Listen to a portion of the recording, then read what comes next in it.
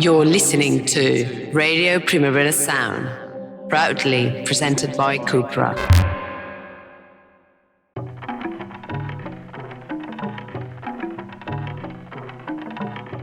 Thank you so much for doing this today, Michael. It's an absolute pleasure. You're playing Paralel 62 tonight. Maybe it's a sort of obvious question, but the concert is billed as Michael Rother plays Neu, Harmonia and solo works. So how do you choose what to play? I mean, that's like, 60 years of music. Yeah, I mean, some promoters in some countries like to present Neu in a special way because in some countries Neu is the most famous, maybe in most actually. But I'd like to be fair because maybe some people know the history of my bands, Neu and Harmonia. And Harmonia in the 70s was sort of rejected by the audience. And that always bugged me. And so when Harmonia got the recognition and like 25 years later, when everything had already moved on, that gave me great pleasure. And since the re-releases on Grönland Records of the Harmonia catalog and special editions, this is great to add Harmonia to the name of the show. So it's Neu Harmonia. And obviously I have so many solo works that I can choose from. Too many, actually. I should play, I don't know, who is famous for playing the longest shows, like 5 hours? Bruce Springsteen? Yeah, it came to my mind.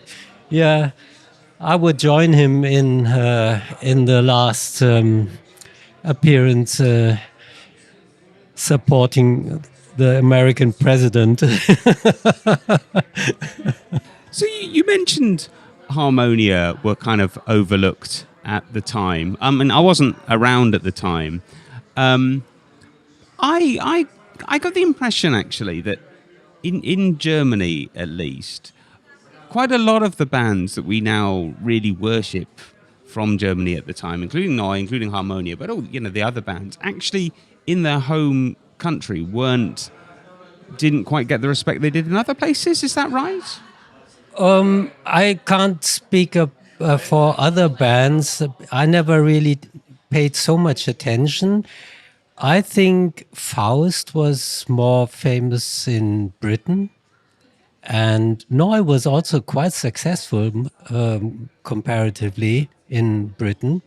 And as I later heard from talking with Brian Eno and David Bowie, those people were listening to the music when in my world, because it was very limited, without internet, without knowledge of what was happening outside of our little village.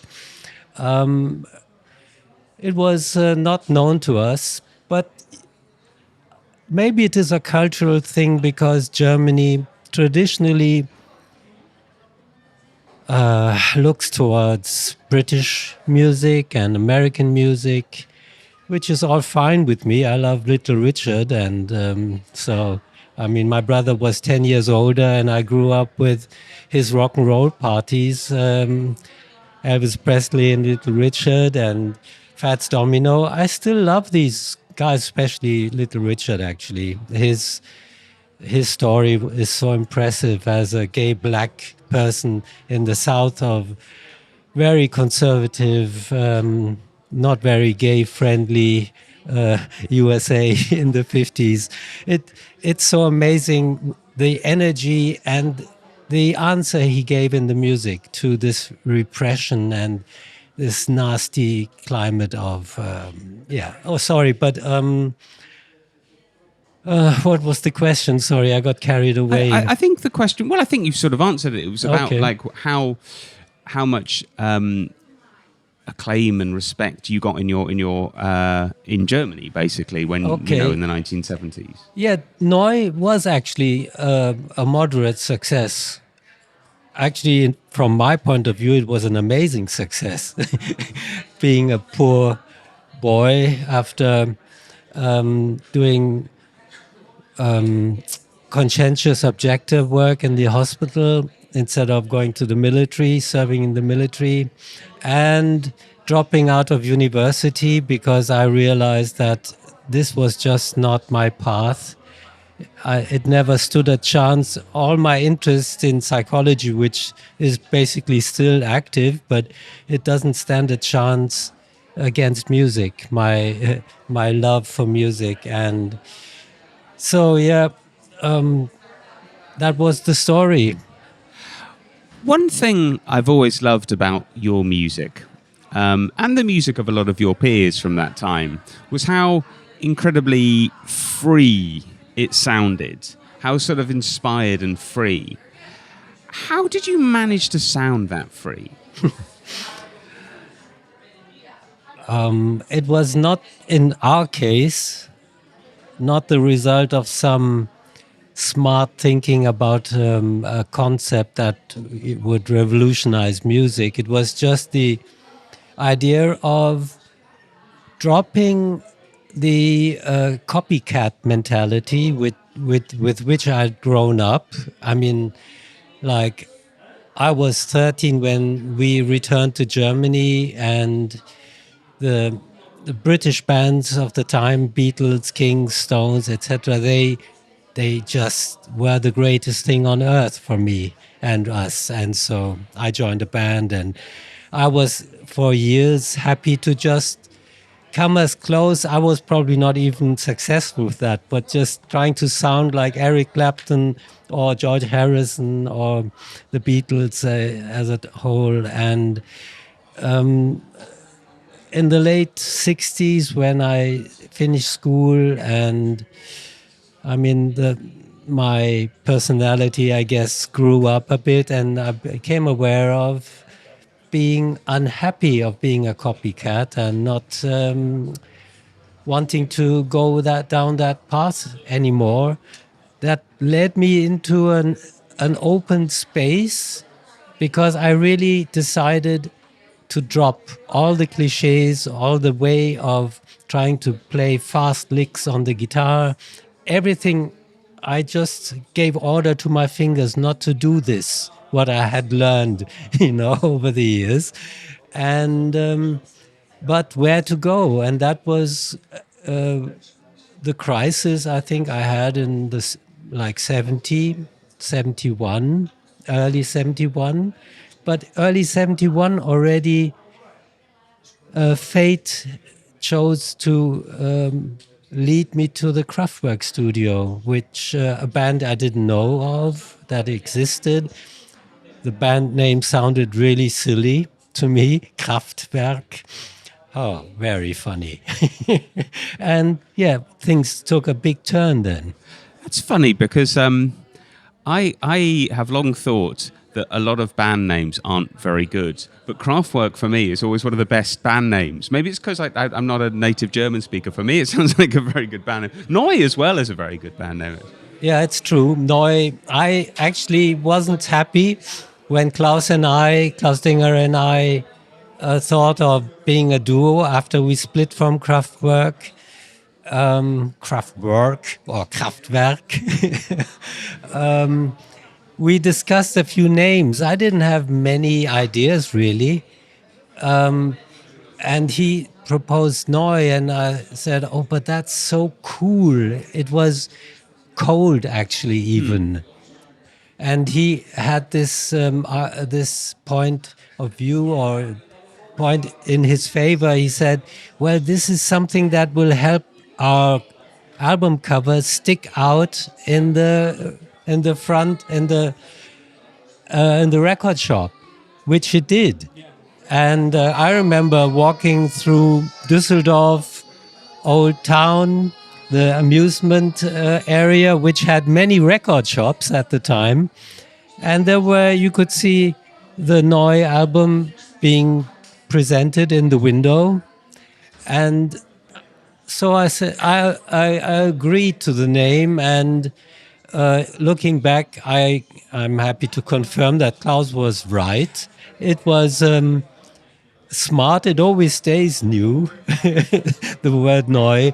And my objection, my feeling that it was too, I don't know, too assuming, too neu, this is It's also a claim, like it comes from advertisement world where every stupid article that is thrown on the market gets this big tag. It's neu, it's new, so it must be good. But yeah, Klaus was right, and his artwork was also spot on. Yeah, the names of other bands, Kraftwerk, we already discussed.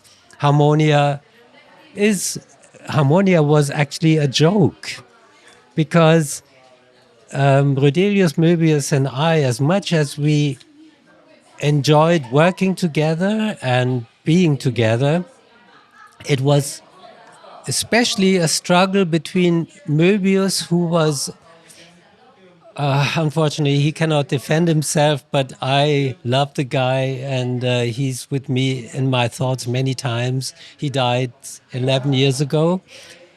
And I called him lazy. I was furious because he refused to join me in my attempts at adding more structure to the live music. Harmonia music sometimes consisted of us searching for an hour, 1.5. In the meantime, the audience went away or fell asleep or just started talking and smoking, and I wasn't very happy with that. And I thought, instead of, I must go one step back. One thing that happened after, in one concert, the first concert we played semi-live for friends of the place where we lived. That was us searching for 1.5 hours and listening to the recording of the whole 1.5 hours. They were so friendly, these people. They didn't talk. They just sat on sofas and thought, I don't know what these guys are looking for, but it doesn't seem they're finding it. But the 5 minutes in which we really came together, led to the recording of the track Ohrwurm on the first Neue Harmonia album. A classic. It's a classic, and that is pure magic. So I know this was a discussion, especially between Möbius and me, how to not give up the aspiration, the hope of getting some magic, but also preventing the search for running for 1 hour or longer. And this was something that we struggled along. And so when we thought of a name, it was Harmonia. And then we had, in Germany, these vocal groups, old traditional vocal groups, often called themselves Harmonia something. And we had this, I don't know how you call it, like a flag. It was not a flag, but it had the name Harmonia Ottenstein on it. And we had it in our house for some reason. I don't know how it ended up in the house. And so we looked at it and said, oh, Harmonia. Yeah, that's good. Talking about Harmonia, I read an interview in which you talked about how, well, with Neu as well, you had very little in terms of studio equipment and machines. In fact, you were so poor you had to reuse tape. Do you think, in a way, that forced you to innovate, not having everything? Yeah, of course, evaluating the psychological situation, it's clear that you are forced to focus more if you have limited supplies. Redelius does that. I don't know how he does it these days, but back then we were so poor. Really, there were hardly, and tapes were so expensive. You can't imagine 56 Deutschmarks for one tape of Reebok's good high quality tape. And so you had to be very focused.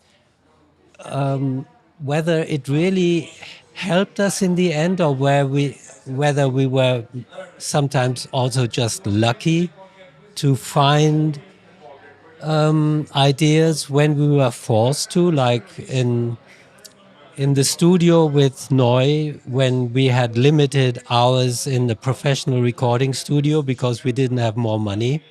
And we wanted to be independent from a record company.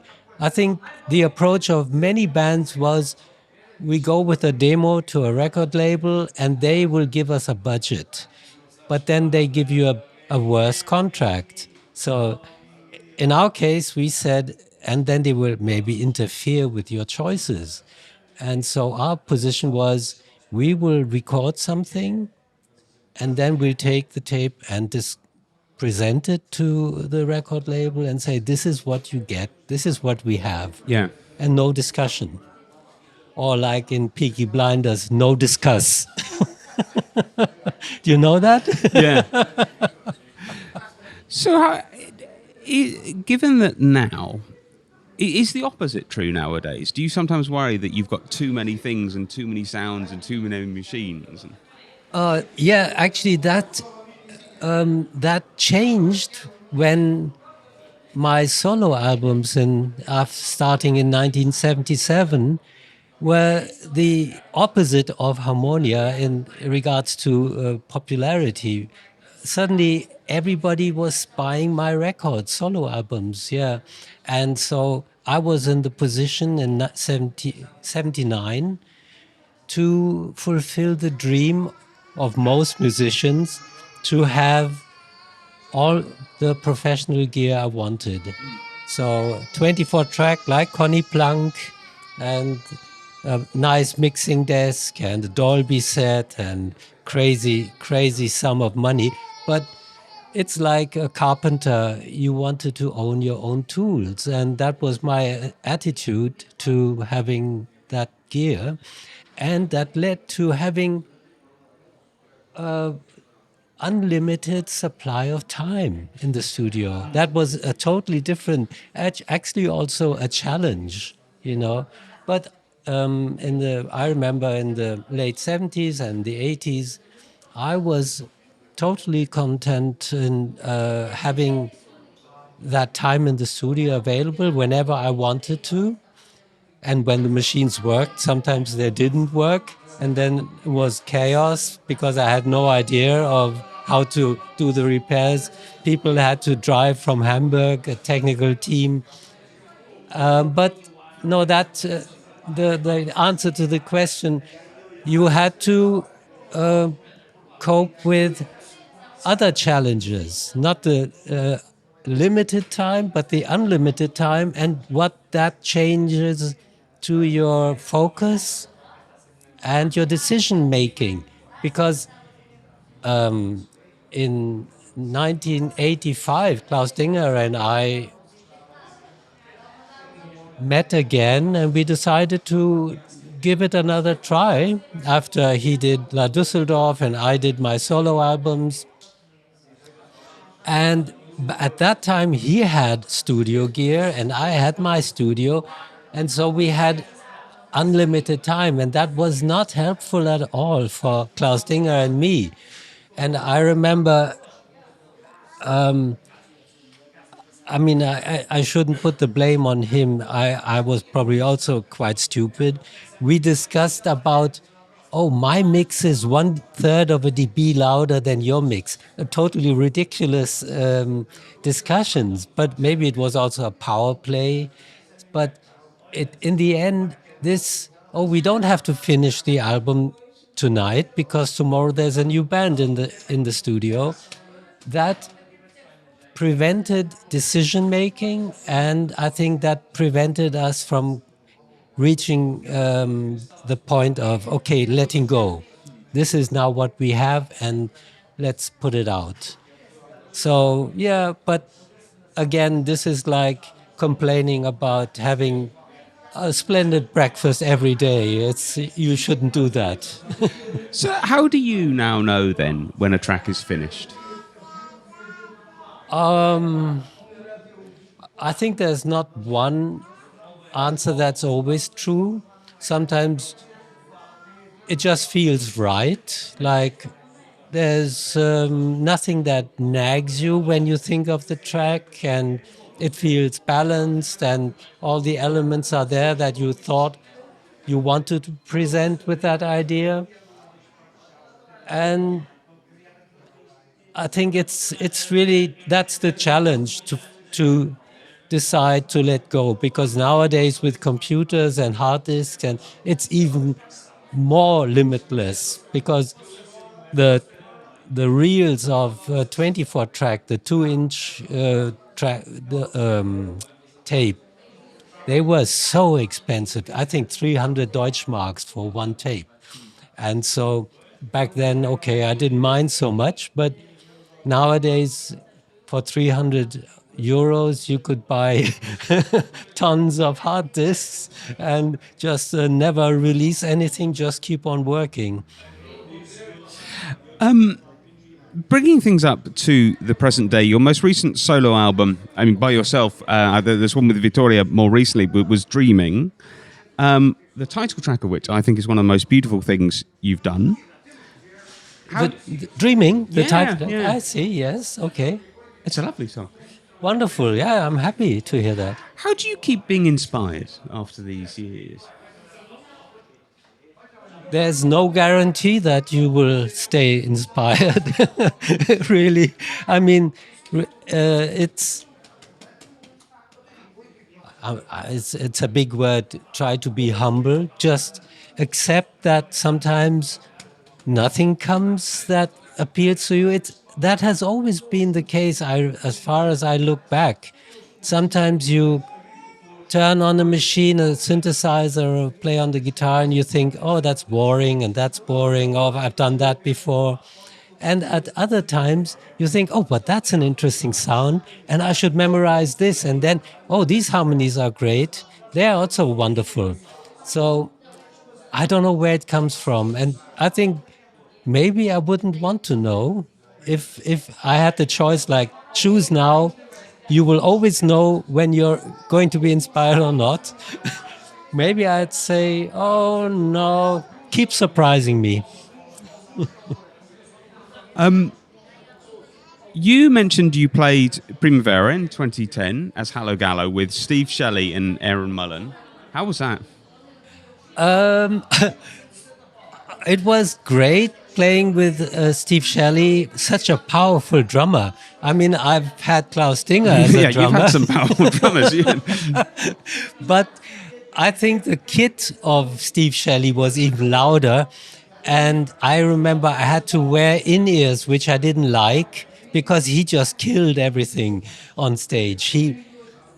Amazing drummer, really, to such a strong machine. And Aaron was also, I met him last year when we were in USA on tour, and he helped us. Back then, very funny story. He played bass, although he also plays guitar, and he usually played only one note because most of the songs are on one key. And he jokingly complained about getting some inflammation in the nerve from playing only one note. But it was we had great concerts around the world, more or less. We played in Australia. And did we play in Australia? Oh, that was Harmonia, sorry.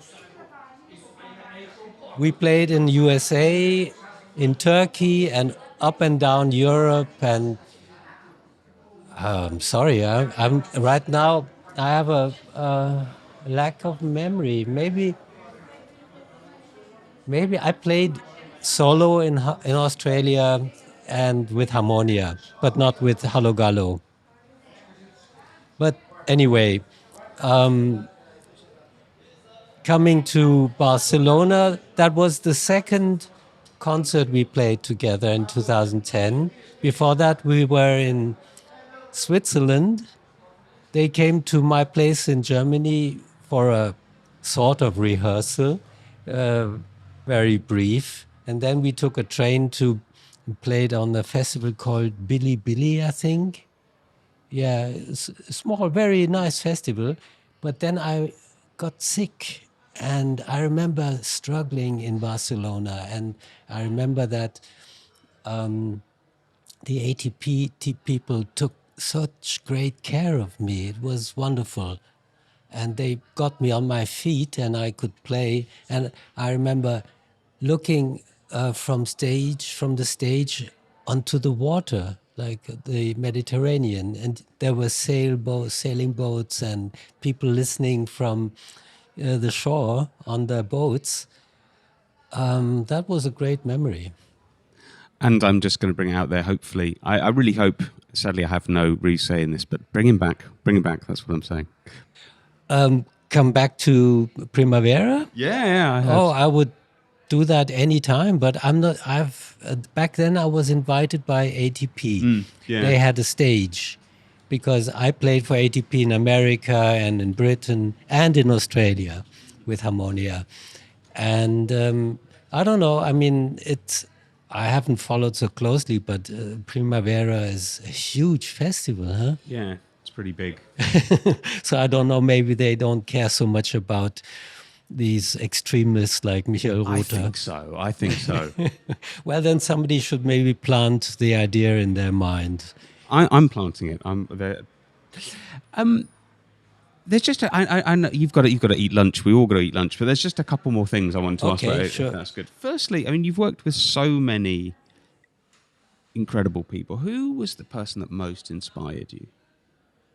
Oh, that's a tricky question. I'm not going to answer that truthfully. No. No, to be honest, I was so fortunate to really accidentally meet the Kraftwerk people. Florian Schneider was such an inspiring musician. And the whole thing started by me listening in the Kraftwerk studio, where I joined a guitar player who had an invitation. I didn't know them, and so he said, "Why don't you come along?" And I said, "Oh, or should I meet my girlfriend?" Oh, okay, I'll come along. And then I was there, and I remember Florian Schneider and Klaus Dinger were just listening. They were sitting on a sofa, and Ralf Hütter was playing, and there was Charlie Weiss was his name, a drummer playing. And I heard Ralf Hütter play, and I thought, wait a minute, I can relate to that because, yeah, this is just down my alley. It's like the melodic approach to music because, as I said in the beginning, I had this crisis because I didn't know anyone who had similar idea of leaving behind American cliche music and British music. I was totally alone. And then hearing Ralf Hütter play those, my notes, yeah, I like them. I don't know, we have maybe some classical background common. My mother was a classically trained piano player. I never wanted to go down that road of having a training and knowing what you're not allowed to do according to classical training. I wanted the liberty to make all my own mistakes. And so the Kraftwerk people, Ralf Hütter, Florian Schneider, Klaus Dinger, then definitely Rödelius, Hans-Joachim Rödelius and Dieter Möbius, my Harmonia bandmates. Those were formative years. Then meeting Jackie Liebezeit, such an inspiring, great drummer. Working with Conny Plank, meeting Brian Eno was a very special occasion. He came to a Harmonia concert and we started talking. We were introduced.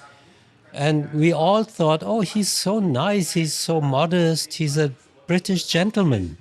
And he was like, yeah, we know all your music, David and I, we talk about your music. And yeah, but he was like not the star, crazy star, which we had seen on TV or Roxy Music stuff. And working with him in our studio or sharing studio time and drinking tea and playing ping pong and going for walks. That was also very, I mean, I guess the ideas circled, like they picked up some of our ideas. I think some of them really are very open about that. They make no secret that they were inspired. We definitely also liked Brian Eno's music and his solo works. And so those people, for my beginning, were, I guess, the most important. I hope I didn't forget anyone. But then in later years, of course, meeting John Frusciante, for instance, and playing with him and the Secret Machine guys, Benjamin Curtis, with whom I then also played concerts. And these people were all, unfortunately, he's also no longer with us. And Josh Klinghoffer, for instance, also a great musician. And John Frusciante and we played 2 concerts in San Francisco and Los Angeles. And the story goes on. I mean, but of course, the beginning, I think, left the deepest mark, because then I was still assembling the tools and the blocks for the idea where my music should go. And so I guess maybe that's the answer, this group of people. So the last thing I want to ask is a bit of a strange one. I mean, I'm wearing a Stereolab t-shirt today, I just realised. Well, I realised. And I actually, funnily enough, came across your music via Stereolab, who were, and they've made no bones about this. They were very influenced by Noi. Are you a fan of theirs? I like some of the songs. Oh, yes, definitely. And of course, I also recognize, oh, yeah, that's my 9, I would say. I'm sorry, boys. We played together at some point, and yeah, I mean, they picked up the idea, and I've heard this many times, that it was a generation or 2 later, and they introduced our music, our idea of music. It's a different approach at the end. I mean, they took also elements, the repetition and the straight line and the 9, always the 9. I love the 9, the für immer 9, if you know. Yeah. And they, of course, helped us, like Sonic Youth, reach a new audience. And so suddenly the ball started, or the wheel started turning again in the 90s, when people like Julian Cope wrote about us, at a time when in Germany you would have to bribe a journalist to write about us. And then suddenly, I remember clearly, there were these people who came and said, I can talk to my editor, because we can claim, oh, Julian Cope, this famous musician, he is your fan. And that's a reason to write about you now. And so that helped us. And the re-release on Grönland Records of the Neu albums in 2001, in America also Astral Works, and on a worldwide scale, that connected us to fans of these bands that were younger. It's funny because also Thurston Moore and we shared some stages. He played with us also. And when we first met, it was funny. He said, yeah, we all of us always come back to Hallo Gallo. Well, it's true, isn't it? I don't know, but it's a nice thing to hear. And yeah, it was fun. And Stereolab, yes, they definitely carried the torch of some kind of element in our music to a new audience. And so no complaints there. Well, look, it's been absolutely lovely speaking to you. It's definitely lunchtime. Good. So I don't want to keep you from lunch anymore. But thank you so much, and I'm looking forward to the gig tonight. Yeah. Oh, is it tonight? Really? Oh, I have to focus. Thanks.